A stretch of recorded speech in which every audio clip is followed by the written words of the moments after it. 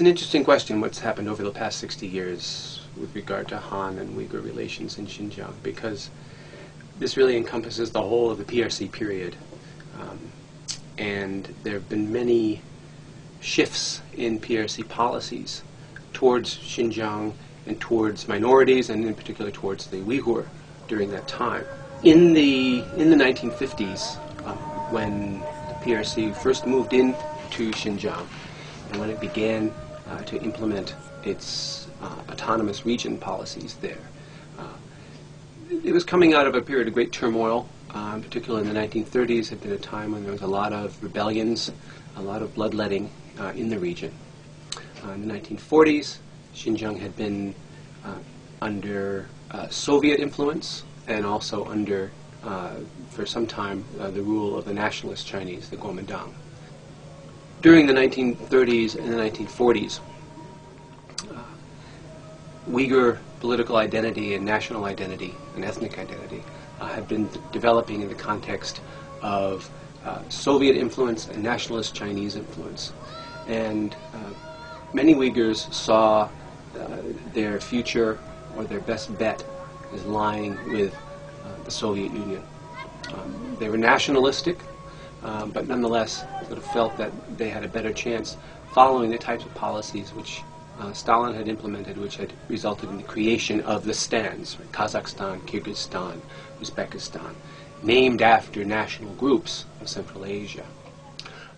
Others felt that they would be better off remaining in the ambit of China, as they had been under the Qing dynasty. And many of these leaders and thinkers were equally nationalistic, they were equally Uyghur, but had different political leanings, and therefore felt the way they did, that they should stay with China. Now, what happened in 1950, or 1949, 1950, in the early 50s, was that the nationalist Chinese, of course, were taken out of the picture, and the PRC, the People's Republic of China, took over in Xinjiang, more or less peacefully, by agreement both with the surrendering nationalist Chinese troops and also the Soviet Union, who had had influence in the northern part. The PRC then implemented its own version of Soviet-style nationalist policies, which were in many ways similar to the ethno-nationalist policies that Stalin put in place in Central Asia, but differed in the key respect that regions given national autonomy in China did not have the right to secede, even the theoretical right to secede, which their counterparts in Soviet Central Asia enjoyed. So there was a feeling among, and it was unclear in the 1950s what exactly would happen, which direction it would go, whether Xinjiang would become a Uyghur-Han or a Turkestan under a broad umbrella Chinese rule, like in the Soviet Union, or what would happen. And indeed, there were many Uyghur nationalists who advocated for that sort of thing. In those early years, when it was still unclear what would happen, there was a good deal of support for the Chinese government, for the People's Republic of Chinese government, and for some of the policies that they implemented, some of the reforms, land reforms, economic reforms, reforms of family life, and so on, were in fact supported by nationalistic or progressive Uyghurs. And there was a belief that whatever came out of this national autonomy policy would in fact result in some sort of autonomous zone or some sort of space in which Uyghurs could have some say over their own lives. Because indeed, in the constitutions which the People's Republic of China promulgated, that was precisely what they said was going to be the case, was going to be allowed for the Uyghurs in Xinjiang. And the very name, the formal name of the Xinjiang region, which is the Xinjiang Uyghur Autonomous Region, reflects that theoretical autonomy which the Chinese Communist Party proposed to give to Uyghurs in that region. The system of autonomous political units was rolled out bit by bit, starting at the county level, moving up to the prefectural level, and so on, culminating ultimately in the provincial name being the Xinjiang Uyghur Autonomous Region being rolled out. And this was a very careful act of gerrymandering, really, whereby the Chinese Communist Party created counties and prefectures which were nominally autonomous Mongol districts, Kazakh districts, Hui, that is Chinese Muslim districts, and so on. But none of these lower level zones, none of these lower level regions were in fact Uyghur. Only the overarching umbrella had the name Uyghur. So there's a disconnect between the majority of the population who were Uyghur and the fact that local level administrative units were on paper given to non-Uyghur groups. So that is the background to the development of relations between Han and Uyghur from the 1950s right up until the present. The attempt by the Chinese Communist Party to incorporate ethnically non-Chinese people within the new People's Republic of China, a new China that was not only the China of the Han Chinese, but would include all of these minorities. And they did it by the system of autonomous nationality units, administrative units like this. Initially, I think, through the 1950s, there was a good deal of goodwill and support by Uyghur for some of the more progressive reforms which the Chinese Communist Party implemented there. The Communist Party moved quite slowly on many sensitive issues. They did not attempt to reform, for example, aspects of Uyghur culture initially, and were happy to let certain things go for the time being. What really changed things was the great tip to the left, sort of the high point of Maoism, as we call it, which began in the late 1950s with the Great Leap Forward and continued through the Cultural Revolution right up until the late 1970s, when, of course, Mao died and the Gang of Four fell, and Deng Xiaoping took the helm in Beijing and implemented a wide-ranging series of economic reforms. During that roughly 2 decades, it's fair to say that policies in Xinjiang were much more extreme. They were much less tolerant of cultural diversity, and in many ways much more oppressive than they had been in the 1950s, and in many ways did not live up to the initial promise which the minority nationalities policies of the 1950s had held out towards Uyghur people. So during these 20 years or so of high Maoism, there were a lot of abuses, a lot of expressions of Han chauvinism in Xinjiang. During the Cultural Revolution, for example, we have many reports that mosques were converted into places to corral pigs. There was forced shaving of old men's beards, clipping of young girls' braids. Various symbolic expressions of Uyghur identity were targeted, in particular by radical young Red Guards, as part of their attack on so-called olds or traditional culture and so on. And to be sure, throughout China during these years, there was a lot of this sort of thing going on. There was smashing of Buddhist temples and insults to other minorities, insults to religious personnel, and so on throughout China. The difference is when these kinds of things are perpetrated against a minority group, it's different from when Han Chinese are doing it to other Han Chinese. And so it, I think, left a lingering sense of grievance. It certainly did a lot of damage to the initial goodwill which had existed in the 1950s.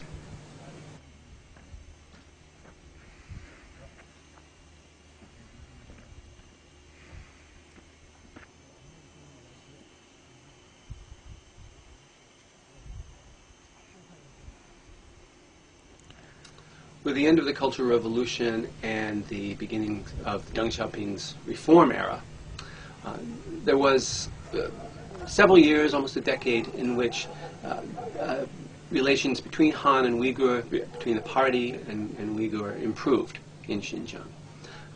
There was a recognition on the part of the party leadership, in particular Hu Yaobang, but reflected by other leaders as well, that many of the policies, much of what had gone on in the Cultural Revolution, was excessive, and that had severely damaged the relations between Han and Uyghur, and indeed other minorities, as in Tibet as well.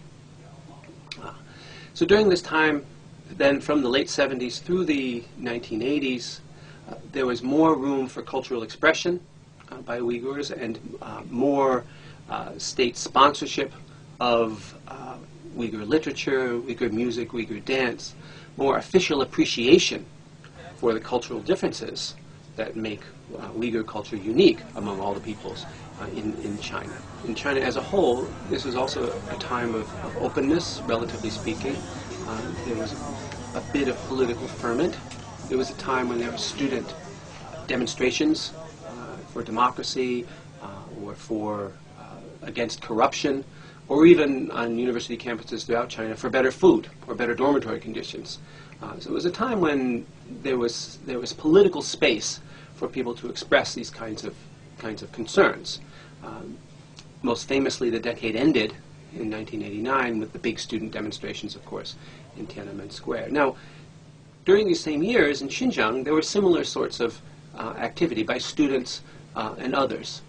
Many of the concerns were the same as among their classmates or their cohorts in other parts of China. But there were some ethnically specific and regionally specific concerns. One of these was nuclear testing, which was continuing to go on in the Lap Nor area, in the eastern part of, or southeastern part of Xinjiang. Another of these was the issue of migration of Han Chinese from eastern parts of China into Xinjiang. During the previous 20 years of the Great Leap Forward in the Cultural Revolution era, there had been many hundreds of thousands of Han came in from Shanghai and other areas of eastern China and were resettled in different parts of Xinjiang, many set to farming on reclaimed land and other sorts of things. Many of them wanted to go back, and indeed many of them did. As soon as they were allowed to, they returned to the east. But others had stayed, and this had begun to shift the relative balance of population between Han and Uyghur in the area, and became a political issue. Likewise, the implementation of family planning policies, in particular the restrictions on the number of children that Chinese families can have, in the 1980s was beginning to be applied to more and more Uyghurs, particularly those living in the city, were being subject to more and more restrictions. Still not the full one-child only restriction that applied to Han families, but 2 children only in the cities, and other limits were beginning to be applied to peasant families in the countryside, peasant Uyghur families in the countryside as well. This was another source of concern. So these kinds of issues, together with the general issues of that students were demonstrating for elsewhere in China, led to several prominent demonstrations in Urumqi and other parts of the region. These and some other incidents, which took on an ethnic flavor or an ethno-religious flavor, began to scare Chinese authorities. Then in 1990, there was a clear, religiously inspired, although really quite small, rebellion in the far southwestern part of Xinjiang in a place called Baran, near Kashgar. And the small number of people who attacked a police station there showed evidence of having planned this in advance. They shouted Islamic slogans, and there was some concern that they might have had connections with Afghanistan or Pakistan, something like that. And as a result of this, the Chinese authorities became extremely concerned and implemented a wide-ranging crackdown, rounded up many, many people, presumably many who were not involved in the Baran incident as well, kept a much closer eye on religious authorities, that is, Islamic religious figures in Xinjiang, and started implementing waves of strike-hard anti-crime campaigns periodically. And these continued through the 1990s and indeed continue up to this day. And so even while in the rest of China, obviously after Tiananmen there was a period of great crackdown throughout China, but by the mid-90s some of that had begun to let up. In Xinjiang it never really let up, and there's been a continual scrutiny of religion in particular, but of expressions of ethnic identity more generally from the late 1980s right through to the present in the region. Now, in the reform period, one of the most prominent slogans that you could see around Xinjiang was that of Minzu Tuanjie, of the unity of the nationalities. I started going to Xinjiang in 1990 myself, and getting to know the place, getting to know Uyghur people there, Han people there, people of other minority nationalities there as well. And my sense at the time, although this isn't based on any large statistical analysis or anything, but my sense just from walking around and talking to people at the time is that there actually was some substance behind this slogan of unity of the nationalities. There was a sense of goodwill among people. The Uyghur and Han communities did not mix greatly, but when they did mix, for example, in the bazaars, or if I was riding a bus with Han and Uyghur and so on, I could witness interactions between these communities and see that people were more or less getting along, that educated people from both sides would make an effort to interact with each other in a friendly fashion. And certainly, as far as their interactions with me, they put on a unified face to deal with me. So I had a sense that while there was some tension there, obviously, we all knew what had happened. Nonetheless, there was an interest in trying to work towards better relations between these two ethnic groups in Xinjiang. Through the 1990s and into the 2000s, however, I've really noticed that sense of community, attenuated as it was, breaking down still further. And in more recent years, as I've gone, I've really sensed a much greater kind of tension, greater segregation between the groups, less sense that there really is anything behind the slogan of unity of the nationalities, and indeed, you don't see it. You don't see the slogan as much as you used to, or hear it as much as you used to. If you talk to Han privately, they will complain about Uyghurs, they will complain about affirmative action policies, which are in the books, but how that they are limiting opportunities for Han Chinese. Uyghurs, on the other hand, will talk about how they think the government and the party are stacking the deck against them and are secretly really behind the Han and not really supporting Uyghurs' efforts to better themselves or to get better jobs or to start businesses. And so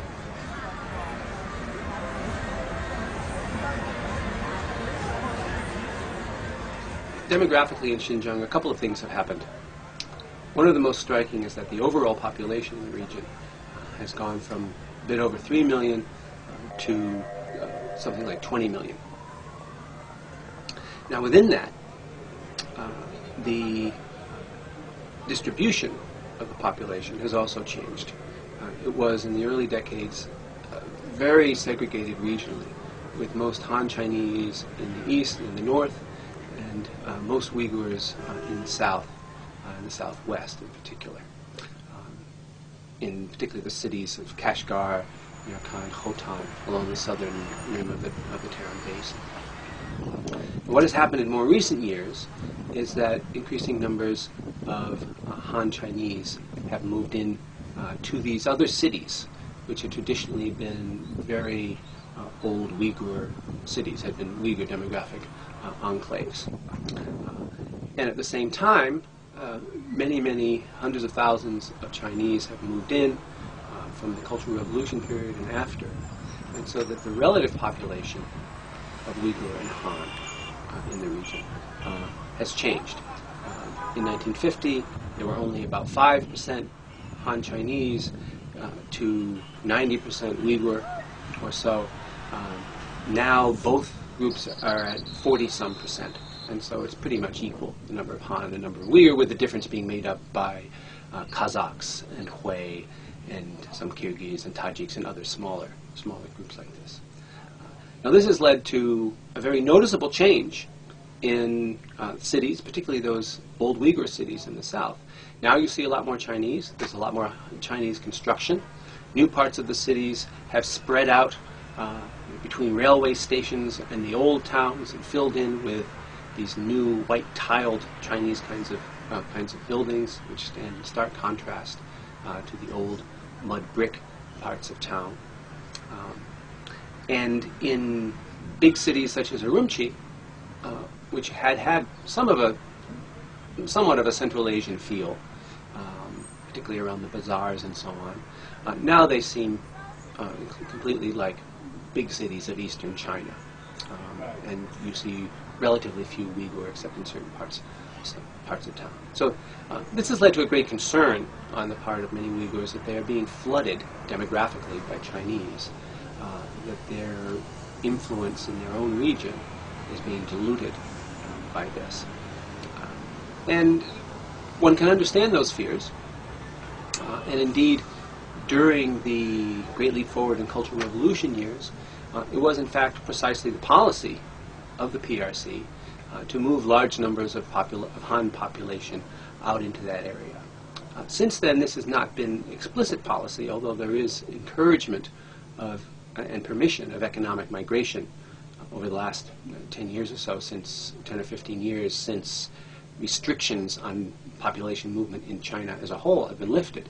The state has been encouraging and allowing Han Chinese workers to go out to Xinjiang and move in there. Now, against this, though, I think it is important to point out that Uyghurs are not disappearing. Their overall population numbers have increased from around 3 million in 1950 or so to 9 million or more now in the Xinjiang region. There are other Uyghur in Central Asia and other places as well. But so the population in Xinjiang itself of Uyghurs has tripled over these years. And that's one of the highest rates of population increase of any of the minority peoples in China. One of the cultural results of the demographic shifts in Xinjiang over the last 50 years has been that there are more people of all sorts, more Han, more Uyghur, more Western tourists, bumping into each other, coming into contact in the cities of the region. And you might think that this increased contact might lead to greater understanding, or at least accommodation, and to some degree it does. But ironically, many of the Chinese who've come to the region who are now moving into cities like Kashgar or Khotan in the south, in fact, are recent arrivals, and quite different from the Han population who were there earlier on, in the 50s, or even descendants of people who've been there from earlier times. Chinese, who they would call Lao Xinjiang, old Xinjiang Chinese populations, had been there for a long time, understood Uyghurs. Many of them perhaps had grown up in some contact with them. Many of the Hui, or Muslim Chinese in particular, had relatively close contact with Uyghurs and had learned to speak Uyghur. But I've met old Chinese cab drivers who knew a little bit of Uyghur, and in the old days, when the Uyghur were the majority within the region, Han dealt with them more and needed to understand and sympathize to a certain extent with their culture in order to be there. It was part of the cultural environment in which they lived. And what has happened with the demographic shift now is that it's possible to move there, to live in a city where even if you see Uyghur here and there, almost all the people that you deal with in your school or at work are other Han Chinese. You don't need to learn any Uyghur at all. If you do see Uyghurs, they may be as you will have no contact that will challenge the set of stereotypes about Uyghurs as happy minorities, as singers and dancers, as people who wear traditional clothes and eat melons and walnut powder and these kind of things. Nothing can challenge those stereotypes for you because you have no real social interaction. It's merely seeing people on the bus across the street and so on. And so the relatively more recent arrivals from Sichuan, from northeastern China, they're ironically, even though they're cheek by jowl with Uyghur more because it's a more populous place than it used to be, ironically much less attuned culturally to this Central Asian environment than people a few decades ago would have been. From what statistics are available, what information is available, there's very little marriage between Uyghur and Han populations, going either way. Uyghur men with Han women or Han men with Uyghur women. It's very, very seldom does this happen. And when it does happen, it tends to be with Uyghurs who have gone to Chinese schools from the time when they were very young children, and to a certain extent have moved in Chinese circles, are native speakers of Chinese as opposed to of Uyghur. This is a group known as the Uyghur-Han, the minorities who take their exams in the Han language. For the bulk of the Uyghur population, however, intermarriage with Han is going to happen very, very seldom, if at all. And this is a big contrast, actually, to the situation in the former Soviet Union, where there was a good deal of social mixing and intermarriage between Uzbek or Kazakh or Kyrgyz and Russians who moved into the area. And even today, if you go to Kazakhstan in particular, but even in the cities of Uzbekistan, less so in the countryside, someone who's used to Xinjiang is very struck by the scenes on the street where you see small children, obviously of different ethnicities, playing together perfectly naturally. You see mixed couples walking down the street and so on and so forth. And I'm always struck by that in Central Asia because it's such a contrast to the situation in Xinjiang. It really brings home to you the separation between Han and Uyghur communities in Xinjiang.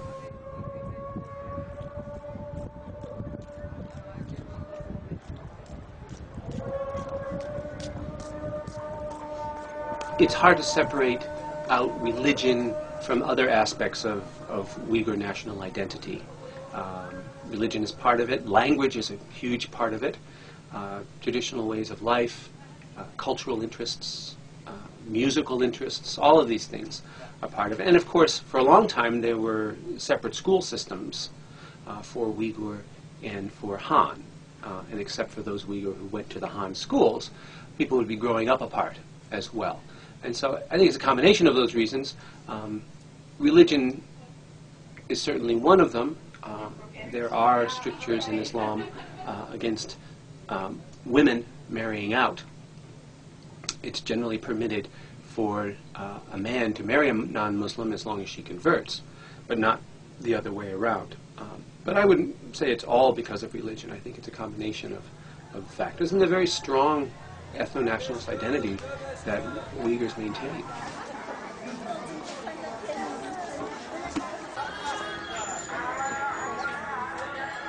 There are consistent reports of inequalities in hiring practices in Xinjiang. In particular, Uyghurs claim that the more modern sector of the economy, the construction sector, the oil industry, other businesses are less willing to hire Uyghurs. And you get the usual kinds of counter-arguments. Again, you hear these all over the world, from Han saying that, well, Uyghurs aren't good workers, or they're lazy, they don't want to do the work, and so on and so forth. We don't have any good statistical data on this. These are all stories and reports, and they tend to come from interested sources on both sides, so it's hard to say. My own guess is that, indeed, there are some discrepancies like this. There are some problems. In particular, in the construction industry, contractors will have a deal with local authorities to build a complex or something like this. The contractors tend to be Chinese, and they have a comfort level working with Chinese workers. And more than that, structurally, they often work with labor contractors or labor bosses who will bring in a whole group of workers from, say, Sichuan province or other places in the east, bring them in en masse, house them in dormitories, feed them, and so on. And this, of course, keeps costs down. It gives a compliant labor force without a lot of local ties. It's a sort of thing which the bosses want to use. So I think there's a lot of that going on. Now, I have heard that there are some efforts to ameliorate this and to use the kinds of laws that, for example, we have here in Washington, D.C. When you build a big project such as a stadium or something, whoever wins the winning bid on the contract is required to hire a certain percentage of local laborers. And I've heard that they're beginning to implement some things like this there. I don't know, and it would be very hard to find out exactly how widespread that is. But there is some sense that there's a recognition of that this is a political problem and that needs to be addressed.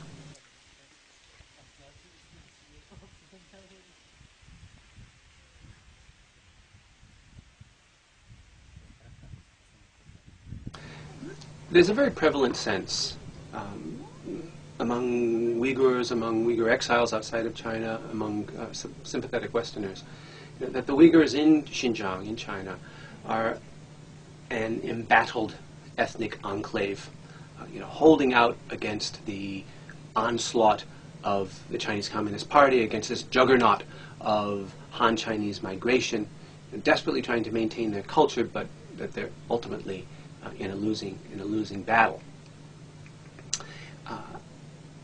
A losing battle both against migration and also against the forces of economic change, development in the cities, the development of the Xinjiang region in general. And I think that's a misinterpretation.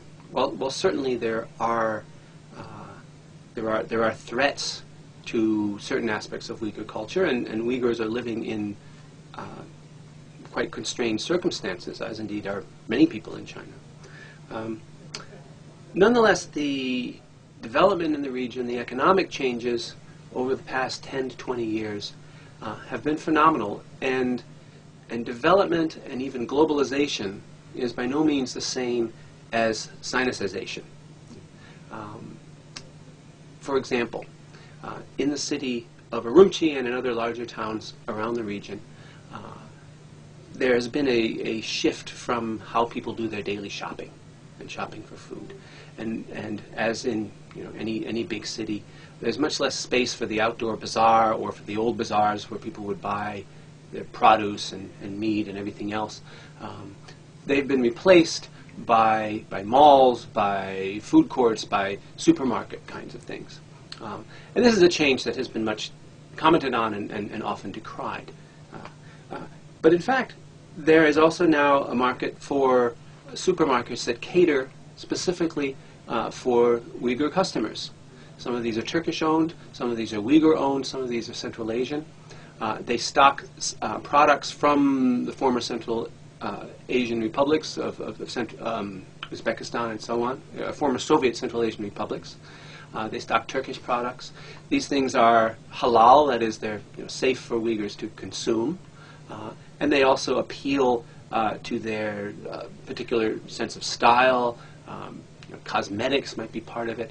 Just the advertising, the layout of the packaging, the language of the packaging will be in Uyghur, or in even if it's in Turkish, written in Roman letters, there'll be words that Uyghurs readily recognize, unlike Chinese characters. A lot of these things are rather expensive. The lifestyle that revolves around supermarkets or listening to foreign music or buying and decorating a nice apartment in a city like this. This is a middle-class lifestyle. It's something that has become available for Uyghurs in the last 10 or 20 years, as it has for city dwellers throughout China. But through this middle-class lifestyle, Uyghurs are nonetheless able to express their own particular ethnic identity. and to make consumer choices that reflect their ethnic closeness to Uzbeks, for example, or Turks, or people to the West, rather than to the Chinese. And so I think rather than seeing this the Uyghur culture entirely as something that is under threat by modernization, by globalization, I think we have to see it as something more complex.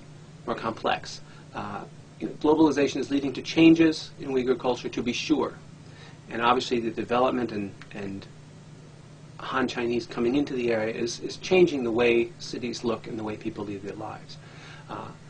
But it doesn't necessarily mean that Uyghur culture is going to disappear, but rather that it is changing itself and seeking new ways to fit into the world.